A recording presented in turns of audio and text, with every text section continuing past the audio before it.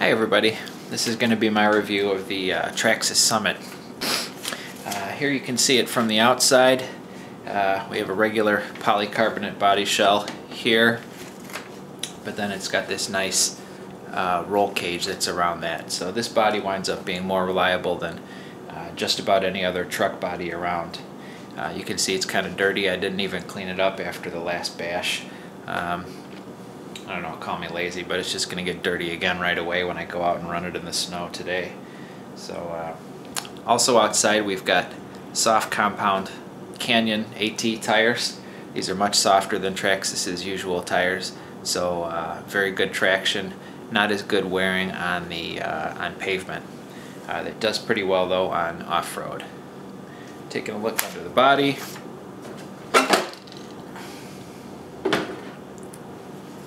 The main thing that you'll notice about this and also about the e-Revo is that the shocks are laid down here.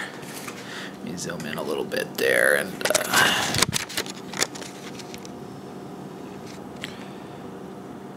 you can see those shocks lay down here. Most of them they're vertical up over here so that when you roll the thing or you crash it, the shock towers get snapped or bent, or the shock shafts get bent. But on the Summit and the e-Revo, they lay down here and they work through this little cantilever here. You can see there's a rod coming up here to actuate the suspension, and then that moves the suspension like here. The body mounts are of course flexible, and you can change the height so that it'll work with different bodies. One thing that sets the Summit apart from the e-Revo is the transmission. You can see here there's several servos. We got a gear shift servo over here, and these two big ones on the outside are steering servos, and then these other two little ones are differential servos, so you can lock the front and the rear differentials separately, or you can change from low or high speed. So this is what makes it so that it can also crawl and not just bash. Looking down here a little bit, you can see the battery trays. They open up. They have a nice hinged door here. It's got a live plastic hinge, so one day that's going to finally break, but it seems durable enough for now. You just close it and they snap shut. Push the little buttons here to open it, and then inside, you can't see it from this view, but there's a piece that you can move around so that you can fit lots of different size batteries in there. So this is a good time to talk about battery options. Batteries it comes with are the 7-cell nickel metal hydride packs, 3000 milliamp hours, 8.4 volts. It runs pretty well on that because it's got a brushed motor. It's not too demanding, so it actually runs pretty well on that. But with nickel metals, they start out pretty strong, and then towards the end of the pack they get kind of weak. And this is good for about, I don't know, maybe 12 to 15 minutes of running on a pair of these. Of course, if you have them on hand, the old 6-cell nickel metal packs, it also runs well on those, but probably about 15% slower. But if you're new, or you're letting someone drive who's new, then this is a good option. You might also have some of these on hand from vintage Tamiyas or something, so those work pretty well too. Ideally, you would have something like this, a 2S LiPo. This one is an SPC, 8.2 amp hour. So on a pair of these, at full throttle, it'll run at least 35 minutes. And if it's not full throttle, then 45 minutes is no problem. Now these are pretty thick, so you can see next to the standard nickel metal packs, it's quite a bit thicker. So it's kind of a tight fit up and down in the battery tray, but there's still some room forward and backward. So you actually see it'll stretch the battery tray open a little bit, but in the end they fit fine, they don't get damaged, and they give a ton of run time and a ton of power. The most power that you can possibly get out of this stock system. And then something more reasonably sized, this is a Zippy 30C 5 amp hour 2S LiPo. and this will run it somewhere in between there, so maybe like 25 minutes on this, and this fits pretty easily also. So you have a lot of battery options on the Summit. You can't really go 3S until you upgrade the power system to a brushless one.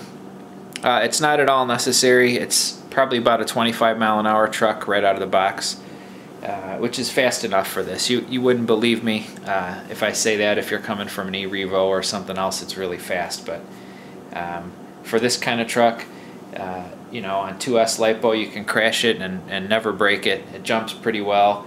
If you go too much faster, the tires balloon up. So just kind of take it easy on this. It's not really meant for speed, but it's fast enough to be fun anyway.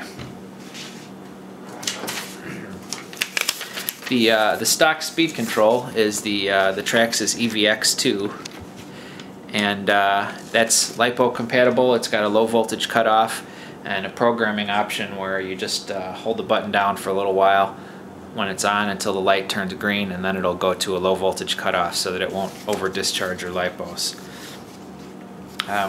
Moving on to the radio. This is the Traxxas TQI radio.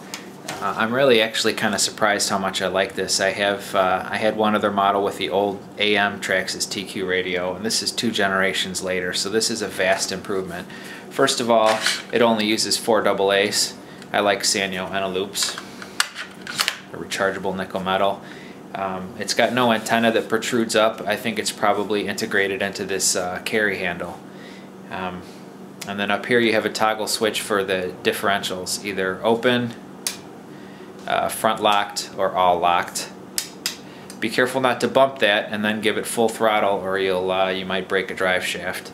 And then this one here is the transmission speed. So down is high speed, up is low speed. It is fully programmable through with these 2 buttons on the top, and it just blinks out different codes on this the power LED here. So it's not intuitive. You need to look at the manual as you program it, but once you get it programmed, it's pretty easy. The trigger, I kind of like this on the Traxxas radio, so you can adjust the throttle trigger position, so either have 70% travel to the rear and only 30% to the front, or 50-50. I like 70-30 because you actually, most of the time, you need more resolution and forward. It gives you better control. You've got a steering trim here, and then this one is a multi-function knob.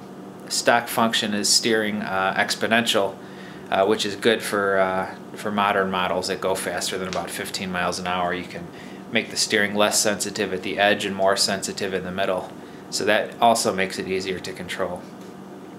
There's an option to take off this bottom part and replace it with something that'll dock with an iPhone or an iPod Touch, but reading the reviews on the iTunes store, they have not kept it up to date to support the latest devices, so don't count on that being very useful.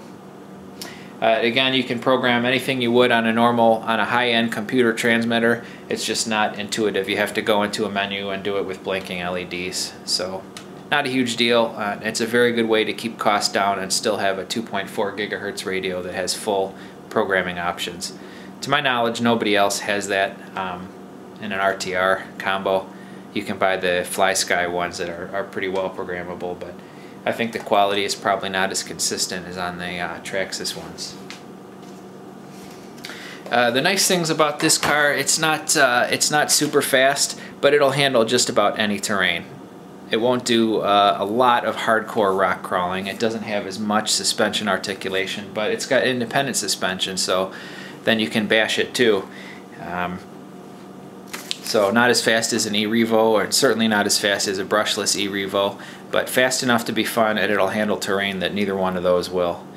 The speed control is easy to program. It's just got 1 button, so it's just a combination of different ways that you push the button to program it. And the whole thing is waterproof. That's another thing. The original brushless e-Revos didn't have a waterproof speed control. So this could really go, you know, it can go through streams, mud, snow, whatever. So now let's dismount the camera here. Take a look around.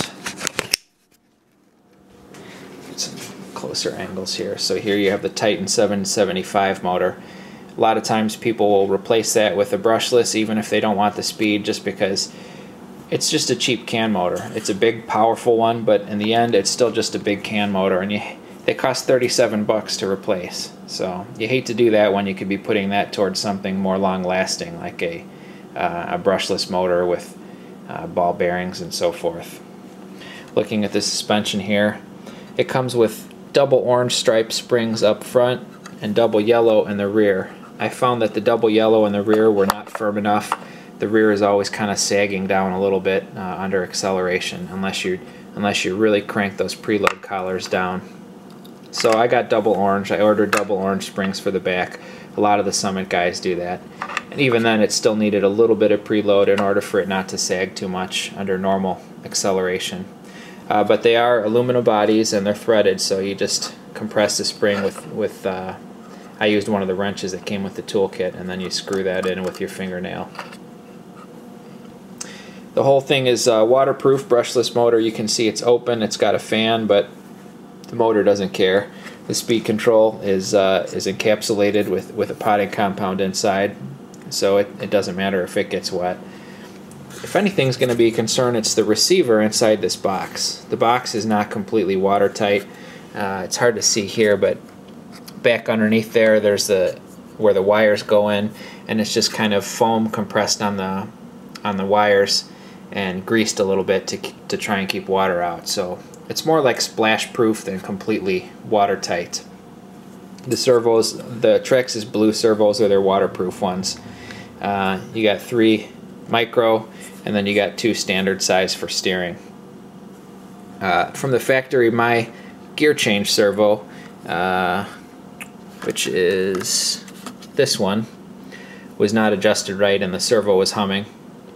And when I tried to take the servo horn off to adjust it, it stripped on me. But Traxxas was very good. They sent me another one right away. I got it attached and adjusted properly, and no more problems since then. But if something happens to that again, I'll just replace it with a good Metal Gear servo.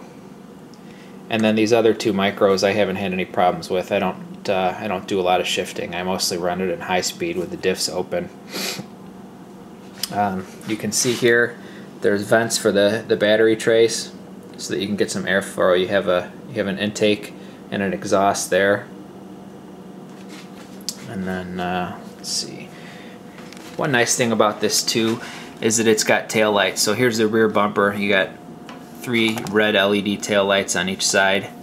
Whenever it's powered up, the ESC is turned on, those are on. And then coming around the front, you've got a set of lights there too. One in each side here, and then the 2 big ones in the middle. And they actually do a pretty fair job of lighting up the way, so it's actually feasible to drive this at night. Maybe not top speed, maybe 2/3 to 3/4 speed, but still it's feasible to drive it at night, and not many cars come stock like that.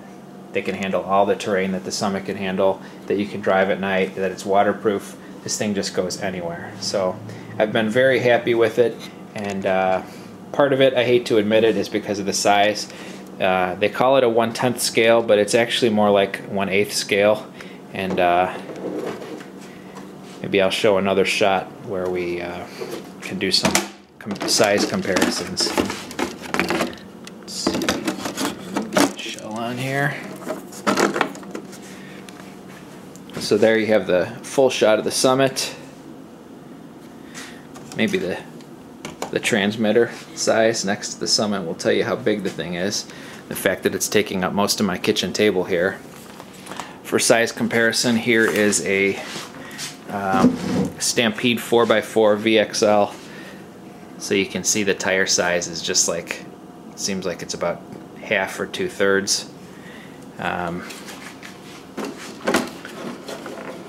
Overall, it's a lot shorter, a lot smaller tires, a lot less ground clearance. Another classic we can compare it to me, a lunchbox. Looks tiny in comparison. If we get them right next to each other, check out the wheel size difference. It's like little baby tires, right, compared to the Summit. So it's not like bigger is always better, but when you're talking about an all-terrain truck, the ground clearance really helps. The bigger wheels help it roll over things easier, and you know, just all around it can handle more terrain because of that extra size.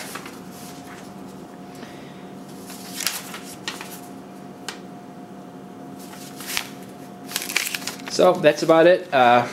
If you're looking for something that's high speed to do jumps and has tight, you know, flat handling, but still kind of big, then an e-Revo might be a better choice. But if you want something that is fast enough, you know, maybe 25 miles an hour, and can handle any terrain, then this is the way to go. Just be advised that it does take 2 battery packs, so keeping it fed with batteries will be a little more expensive, and keeping them charged will be a little more demanding on chargers. But if that's an issue, and of course it's kind of spendy, it was, you know, $500 or $600, then the Stampede VXL is a great choice. This is only $400, only uses 1 battery, comes with a brushless power system. You can see I've got sand paddle tires on it now so that it handles snow pretty well. But I have to admit, on typical grass, it's a much lumpier ride than the Summit. So, thanks for watching, guys, and I'll see you on the next video.